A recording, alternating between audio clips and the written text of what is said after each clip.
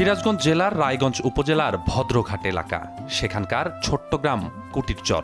এই গ্রামেই এক খুপড়ি ঘরে পরিবার নিয়ে থাকেন রেশমা।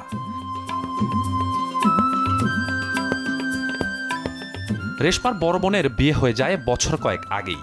বড় ভাইও বিয়ে করে আর বাড়িতে আসে না। কিছুদিন পর মারা যায় তার মা। মারা যাওয়ার বছর না পেরোতেই বাবা নতুন বিয়ে করে সেখানেই বসবাস শুরু করে। পরিবারের অন্য সদস্য না থাকলেও বুদ্ধি প্রতিবন্ধী ভাই শামীমকে নিয়ে রেশমার সংসার ছিল শান্ত আর নির্ঝঞ্ঝাট। পরিবারে অভাব ছিল, দারিদ্রতাও ছিল, তবুও ছিল হাসি, ছিল একে অপরকে জড়িয়ে ধরে বাঁচার সাহস, আর ছিল নিঃস্বার্থ ভালোবাসা। ছায়াঘেরা এই খুপড়ি ঘরেই যেন গড়ে উঠেছিল তাদের ছোট্ট স্বর্গ।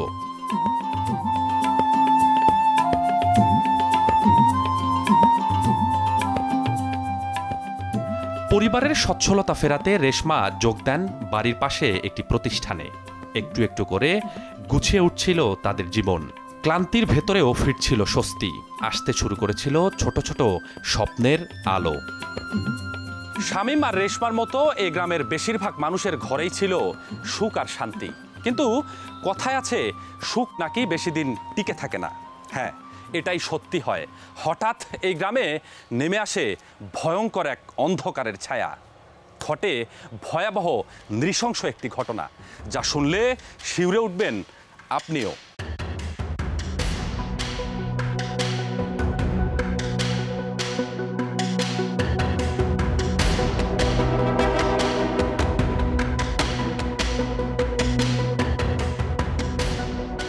ডিবি পুলিশের হাতে আসে একটি হত্যাকাণ্ডের রহস্য ফাইল। মামলাটি ছিল ধোঁয়াশায় ঘেরা, উত্তরহীন অনেক প্রশ্ন নিয়ে। রহস্য উদ্ঘাটনে মাঠে নামে ডিবির একটি চৌকস দল। উদ্দেশ্য সব রহস্য ভেদ করে আসল সত্য বের করে আনা।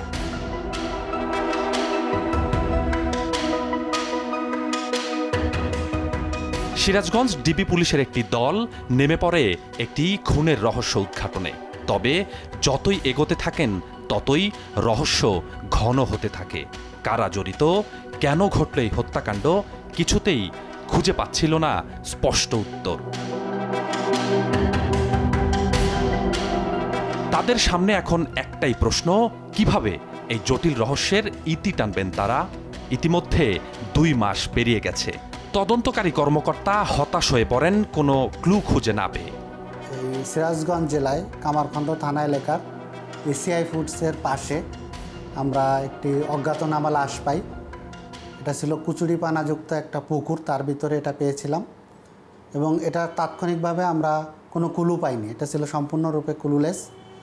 আমাদের জেলার সুযোগ্য পুলিশ সুপার জনাব মোহাম্মদ ফারুক হোসেন স্যারের নেতৃত্বে থানা পুলিশ এবং সেই সঙ্গে জেলা গোয়েন্দা শাখা একই সঙ্গে তদন্ত শুরু করে এবং যেহেতু ক্লুলেস ছিল, প্রথম দিকে এটা আমাদের বের করতে অনেক কষ্ট হয়েছে। পরবর্তীতে আমাদের 2 মাস 21 দিন পরে আমাদের সুযোগ্য ডিবির নেতৃত্বে, ডিবির অফিসার ইনচার্জ এবং তার টিমের নেতৃত্বে এটা আমরা ক্লু বের করতে সক্ষম হই।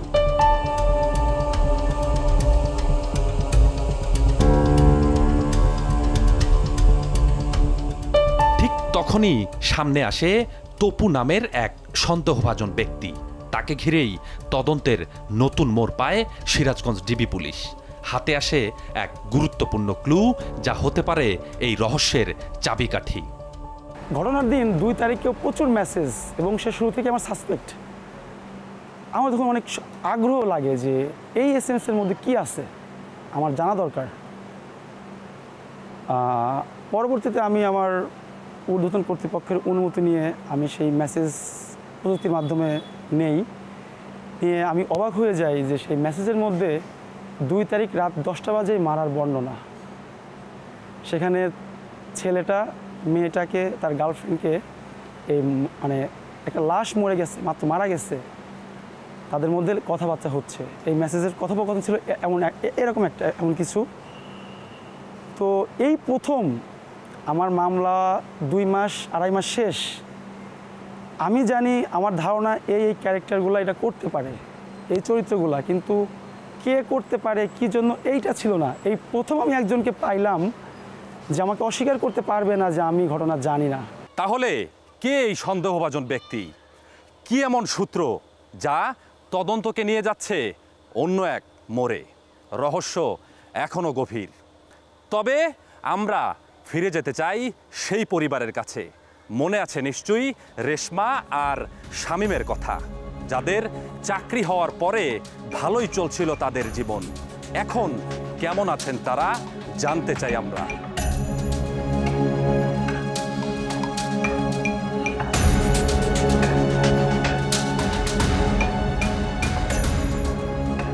সিরাজগঞ্জ ডিবি পুলিশ জানায়, টাকার মোহে ধীরে ধীরে রেশমার জীবনে আসতে থাকে অস্থিরতা। স্বপ্ন আর বাস্তবতার ফারাক যেন মিশে যেতে থাকে তার চোখের সামনে। নিয়ম নৈতিকতার সীমা যা একসময় ছিল স্পষ্ট, আজ তা ঝাপসা হতে থাকে তার দৃষ্টিতে। ডিবি পুলিশ জানায়, দিনের পর দিন রেশমা জড়িয়ে পড়তে থাকে এমন কিছু কাজে যা কখনোই তার জীবনের অংশ হওয়ার কথাই ছিল না।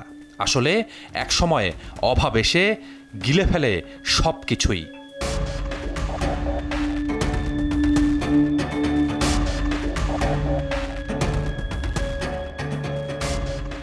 2 সেপ্টেম্বর 2025 সেদিনের বিকেল। বুদ্ধি প্রতিবন্ধী শামীম প্রতিদিনের মতোই গলায় গামছা নিয়ে বের হন গ্রামের পাশেই নদীতে গোসল করতে।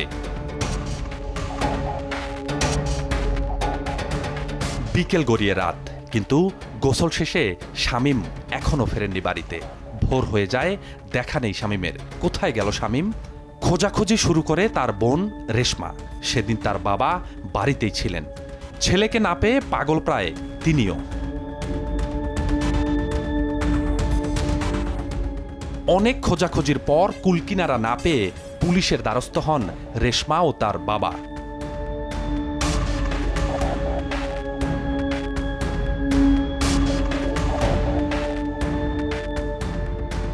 4 সেপ্টেম্বর 2025 শুক্রবারের সকাল।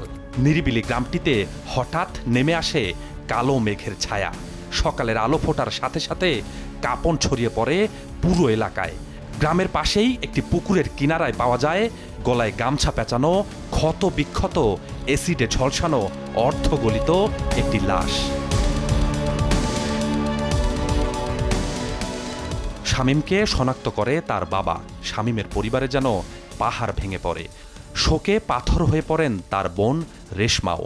স্বজনদের আহাজারিতে পরিবেশ ভারী হয়ে ওঠে।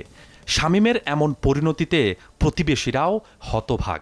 আমার ছেলে বলে তাহলে বারো টন্ড খসাচ্ছে, সেরা লুঙ্গি আর একটা নতুন দাম শুনে চলে গেল। সেখান থেকে গোসল করে এসব মাঝে মাঝে চড়ার মধ্যে দুইটা গরুর আহনের লোক আসিল। সেখানে তাদের কাছে গল্প টল্প করে 4:30 কিংবা 5:45 হবে। সেই সময় তারা গরু নিয়ে বাইক চলে গেছে। আমার সল বলু আগে থেকে বলছে যে আমি মেলের ভিতর থেকে একটু কুটিকাটি রড নিয়ে বেশি বিড়ি কিনবো। তারপরে তো আমি চা আসে হচ্ছে, গাড়ি চা হচ্ছি, আর 10টা পর্যন্ত আমার মেলের 2টায় ভাত 3টে মেলে গেছিল, 10টায় বাইতে আসলো। এসে কইতেছে আব্বা স্বামী এসে বলে না। তো মিয়াও মাঝে মাঝে ওমরা ছেড়ে কয় যে আব্বা এসে নাই স্বামী বলে না। আমিও কইছি শেষ পাইছে রে। এরকম করতে করতে রাত পাওয়া গেল। তারপরে মেলা আমি সকালে আত্মীয় স্বজন বাড়ি সব জায়গায় মোবাইল টোবাইল করলাম, খোঁজাখুঁজি করলাম, পাইলাম না। তারপরে ওই নদীতে মেলা মানুষজন আমার গ্রামের খুঁজতে থাকে, খুঁজে টুজা পায় নাই। শুক্রবার দিন 11টার দিকে আমি খুঁজতেছি ওই যে জঙ্গলের মধ্যে, যে এর মধ্যে খুঁজতে যাচ্ছি যে আমার চলে এই উত্তর মতো উত্তর দিকে মাথা, দক্ষিণ দিকে পাও দিয়ে শোয়া ছুঁছে। আমি শিক্ষক দিয়ে ওখানে একবার পড়ে গেছিলাম, তারা পানি ফুল ডালছে। বুদ্ধি প্রতিবন্ধী শামীমের এই হত্যাকাণ্ড নানা প্রশ্নের জন্ম দেয়। কেন হত্যা করা হলো তাকে? কারাই বা ঘটিয়েছে এমন হত্যাকাণ্ড? এলাকায় তৈরি হয় চাঞ্চল্য। সেদিনই তার বাবা কামারখন্দ থানায় একটি হত্যা মামলা দায়ের করেন। ইংরেজি 4/7/25 তারিখ আমাদের পুলিশ সুপার মহোদয় আমাকে মোবাইল ফোনে জানায় যে ভদ্রঘাট এসিআই সীমানা প্রাচীরের পাশে একটা লাশ পাওয়া গেছে, একটা অজ্ঞাতনামা লাশ পাওয়া গেছে। তারপর আমি আমার টিম সহ, আমার একজন সাব ইন্সপেক্টর ছিল জাকারিয়াল জার্জিস এবং 2 জন এএসআই, 5 জন 8-10 জনের একটা টিম আমরা ঘটনাস্থলে যাই। প্রথম অবস্থায় লাশটা শনাক্ত করা সম্ভব হচ্ছিল না, লাশটার মুখে অ্যাসিড মেরে পোড়ানো ছিল, এই জন্য লাশটা প্রথম অবস্থায় শনাক্ত করা সম্ভব হচ্ছিল না। তারপরে তার ফিজিক্যাল ফিটনেস এইসব দেখে তার বাবা যে মারা ভিকটিম, তার বাবা চিনতে পারে এটা তার ছেলে শামীম নাম। মাঠে নামে ডিবির একটি চৌকস দল। ভুক্তভোগী শামীমের ছিল না কোনো মোবাইল ফোন, আশেপাশে নেই সিসি ক্যামেরাও। গভীর থেকে আরও বেশি গভীর হতে থাকে শামীম হত্যাকাণ্ডের রহস্য। নিশ্চয়ই মনে আছে, ডিবির একটি দল একজন সন্দেহভাজন ব্যক্তির মাধ্যমে একটি সূত্র খুঁজে পেয়েছে। কি সেই সূত্র? সেই সূত্রের সঙ্গে শামীম হত্যাকাণ্ডের ঘটনাকে মিলিয়ে দেখতে চাই আমরা। তখন আমরা প্রথম আমার যে ফার্স্ট সাসপেক্ট, যার ফোনের SMS থেকে আমি মামলার প্রথম একজনকে পাইলাম, যে এই মামলাটা কাউকে শেয়ার করলো যে মারা গেছে। তখন আমি প্রথম অভিযান দেই দুপচাচিয়া, বগুড়া জেলার দুপচাচিয়া থানা। সেখান থেকে আমরা প্রথম তপুকে ধরি। ফেরার পথে তাকে আমরা অনেক বুঝাই, কথা বলি। সে প্রথমে আমরা তাকে বলি নাই তার মেসেজ আমার কাছে আছে। আমরা প্রথমে তাকে ট্রাই করি যে দেখি সে উইলিংলি আমাদেরকে বলে কি না। তো অনেক কথা বললাম, অনেকভাবে চেষ্টা করলাম, সে বলে না। পরবর্তীতে আমি তো জানি এই মেসেজটা সে তার গার্লফ্রেন্ডকে, বান্ধবীকে দিয়েছিল। তো আমি তখন তাকে ইমোশনালি ব্ল্যাকমেল করি যে তপু, তুমি যদি আমাকে সম্পূর্ণ ঘটনা খুলে না বলো, তাহলে আমি তোমার গার্লফ্রেন্ডকে ডেকে নিয়ে ঘটনা শুনবো। তখন তোমার তো ক্ষতি হবে, ওই মেয়েটারও ক্ষতি হবে। তখন আসলে সে প্রেমের জন্য ভালোবাসে বেশি মেয়েটাকে। তখন সে আমাকে সম্পূর্ণ ঘটনা খুলে বলল, এই ঘটনা কিভাবে হইল, কারা ঘটাইলো, কারা কারা ছিল। ওই রাত্রে আমি আমার সম্পূর্ণ মামলার রহস্য পেয়ে যাই। শামীম হত্যার 81 দিন পর রহস্যের জট খুলতে শুরু করে। প্রাথমিক জিজ্ঞাসাবাদে সন্দেহভাজন তপু নামের এক ব্যক্তি স্বীকার করেন শামীমকে হত্যার সাথে জড়িত ছিল সে।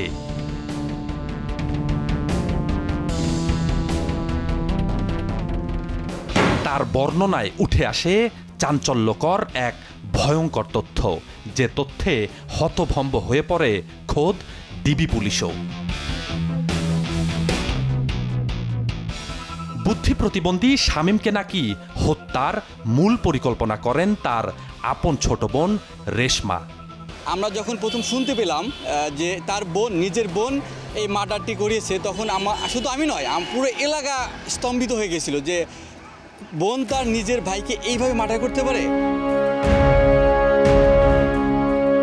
সেদিন গোসলের কথা বলে শামীম বাড়ি থেকে বের হলেও রেশমা যে প্রতিষ্ঠানে চাকরি করে, সন্ধ্যার পর সে ওই প্রতিষ্ঠানে চুরি করার উদ্দেশ্যে প্রবেশ করেন।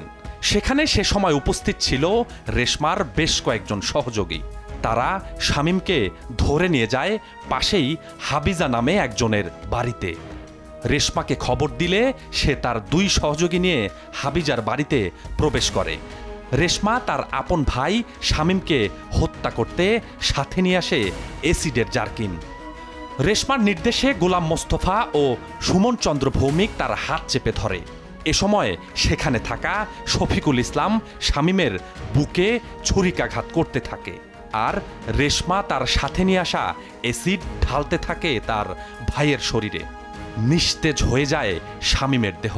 ছটফট করতে করতে মৃত্যু হয় তার। মৃত্যু নিশ্চিত হওয়ার পর শামীমের মরদেহ ফেলে দেওয়া হয় রেশমা যে প্রতিষ্ঠানে চাকরি করতেন সেই প্রতিষ্ঠানের পাশেই একটি পুকুরে। আমরা প্রাথমিকভাবে জানতে পারি তার যে শামীম হোসেন যে ভিকটিম মানে ডিজিজ, তার যে বোন রেশমা মূলত রেশমার পরকীয়ার বলি হলো মূলত তার এই ভাই বুদ্ধি প্রতিবন্ধী শামীম হোসেন। তারপরে আমরা তাকেও নারী পুলিশের সহায়তায় আমরা গ্রেপ্তার করি এবং নারী পুলিশের সহায়তায় আমরা তাকে জিজ্ঞাসাবাদ করি। জিজ্ঞাসাবাদের এক পর্যায়ে সে ঘটনার সত্যতা স্বীকার করে এবং আমরা বিজ্ঞ আদালতে তাদেরকে সোপর্দ করি এবং তারা বিজ্ঞ আদালতে 4 জন আসামি তাদের নিজেদের জড়িয়ে স্বীকারোক্তিমূলক জবানবন্দি বিজ্ঞ আদালতে 164 ধারায় জবানবন্দি প্রদান করে।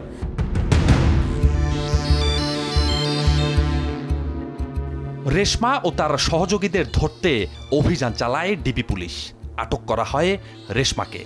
পরে ধীরে ধীরে আটক করা হয় এ ঘটনায় জড়িত আরও 6 জনকে। এমন ঘটনা শুধু একটি পরিবারকে নয়, বরং প্রশ্নবিদ্ধ করে পুরো সমাজের বিবেককেই।